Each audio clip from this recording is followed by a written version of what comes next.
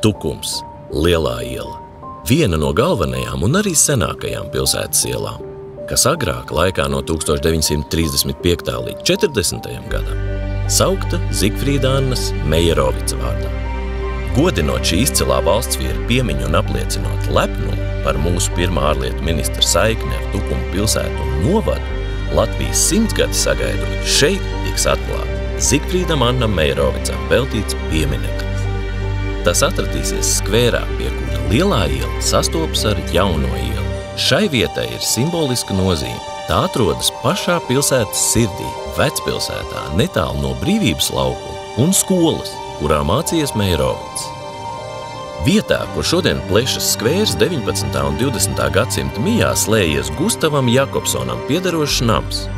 Laikā, kad nākamais Latvijas ārlietu ministrs apguva zinības Tukuma pilsētas skolā, Jakobsona namā atradās vairāk veikaliņu, tostarp konditorija un grāmatnīca. 1905. gadā Mejerovics kopā ar dažiem skolas biedriem īrēja istabu skolas augšējā stāvā. No loga pavērās skats uz ielu, baznīcu un Jakobsona namu.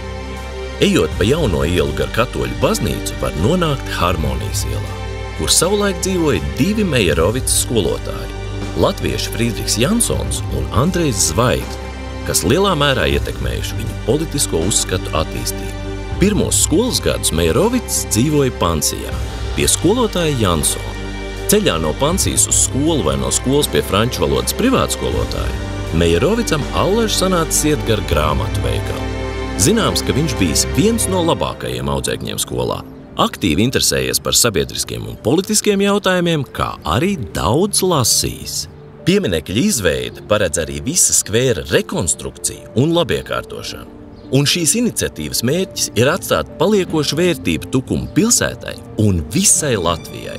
Vērtību, kas atgādinās nevien Mejerovica personību, centienus un devumu Latvijas labā, bet arī vērtības, bez kurām nevar pastāvēt ne tauta, ne valsts, pašapziņa, uzticību valsts ideāliem un nesautīgu darbu, lai šos ideālus iemiesotu dzīvē.